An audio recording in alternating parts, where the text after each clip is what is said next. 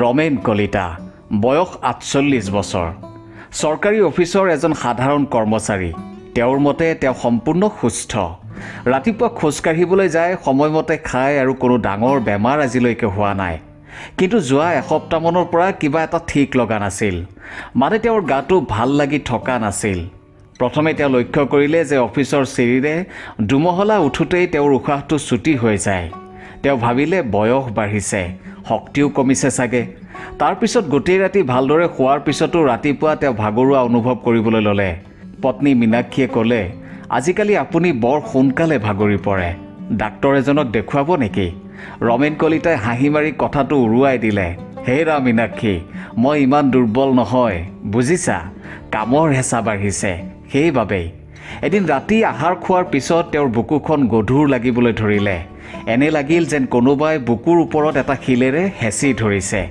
তেওঁ ভাবিলে এইটো গেছৰ বিষ তেওঁ এচিডিটিৰ টেবলেট এটা খাই শুই পৰিল কিন্তু মাজৰাতি তেওঁৰ টোপনি ভাঙি গ'ল তেওঁৰ গোটেই শৰীৰ ঘামি গৈছিল কিন্তু ঘামবোৰ আছিল চেঁচা বুকুৰ বিষটো বাওঁ হাতখনলৈ বিয়পি গৈছিল এইবাৰ পত্নী মীনাক্ষীয়ে তেওঁৰ কথা নুশুনিলে তেওঁ লগে লগে এম্বুলেন্স মাতিলে হস্পিটেললৈ লৈ গ'ল হস্পিটেলৰ জৰুৰীকালীন কোঠাত ডাক্তৰে পৰীক্ষা কৰি ক'লে আপুনি খুব ভাল সময়ত আহি পালে এইবোৰ হাৰ্ট এটেকৰ প্ৰাৰম্ভিক লক্ষণ আছিল আৰু অলপ দেৰি হোৱা হ'লে হয়তো কিবা ডাঙৰ বিপদ হ'লহেঁতেন ৰমেন কলিতাৰ দৰে বহুতেই এনেকুৱা ভুল কৰে তেওঁলোকে শৰীৰে দিয়া সৰু সৰু সংকেতবোৰক বয়সৰ বাবে হোৱা ভাগৰ বা সাধাৰণ গেছ বুলি ভাবি অৱহেলা কৰে কিন্তু এই কাহিনী কেৱল ৰমেন কলিতাৰ নহয় ই আমাৰ সকলোৰে বাবে এক সতৰ্কবাণী প্ৰিয় দৰ্শক হাৰ্ট এটেকৰ বিপদ এতিয়া কেৱল বয়সীয়া লোকসকলৰ মাজতে সীমিত হৈ থকা নাই এসময়ত হাৰ্ট এটেক বা হৃদৰোগক কেৱল বয়সীয়া লোকৰ বেমাৰ বুলি ভবা হৈছিল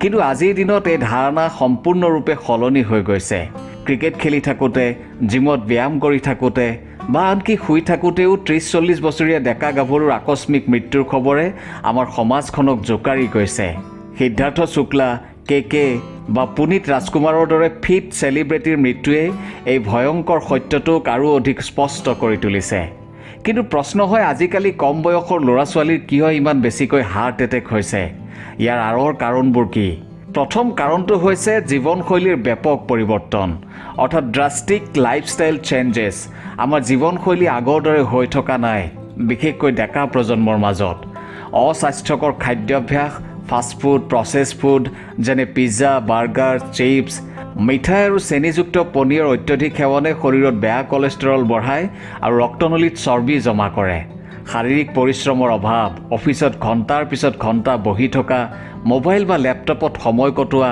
আৰু খেলা ধূলা বা ব্যায়াম নকৰাৰ ফলত শৰীৰত মেদবহুলতা বাঢ়ে যিটো হাৰ্টৰ বাবে অতি বিপদজনক অত্যধিক মানসিক চাপো ইয়াৰ এটা কাৰণ এক্সট্ৰিম মেণ্টেল ষ্ট্ৰেছ আজিকালিৰ প্ৰতিযোগিতামূলক যুগত কেৰিয়াৰৰ চিন্তা চাকৰিৰ হেঁচা আৰ্থিক সমস্যা আৰু সামাজিক মাধ্যমৰ হেঁচাই ডেকা প্ৰজন্মক মানসিকভাৱে ভাগৰুৱাই পেলাইছে দীৰ্ঘদিনীয়া মানসিক চাপে শৰীৰত কৰ্টিচল নামৰ হৰম'ন বঢ়ায় যিয়ে ৰক্তচাপ আৰু ছুগাৰৰ মাত্ৰা বৃদ্ধি কৰে ইয়াৰ ফলত হৃদযন্ত্ৰৰ ওপৰত বেয়া প্ৰভাৱ পৰে অন্য আৰু এটা কাৰণ হৈছে বেয়া অভ্যাস হাৰ্মফুল হেবিটছ যেনে ধূমপান আৰু ভেপিং বহুতো ডেকাই ধূমপান বা ভেপিঙক ষ্টাইল বুলি ভাবে নিকোটিনে ৰক্তনলীবোৰ সংকুচিত কৰে আৰু তেজ গোট মৰাত সহায় কৰে যিয়ে হাৰ্ট এটেকৰ আশংকা বঢ়ায় লগতে অত্যধিক মদ্যপানে ৰক্তচাপ বঢ়ায় আৰু হৃদযন্ত্ৰৰ মাংসপেশী দুৰ্বল কৰে অজ্ঞাত স্বাস্থ্যজনিত সমস্যা আনডায়াগন'জড হেল্থ ইছ্যুজ বহুতো ডেকা লোকে ভাবে যে তেওঁলোক সুস্থ আৰু সেয়েহে নিয়মীয়াকৈ স্বাস্থ্য পৰীক্ষা নকৰে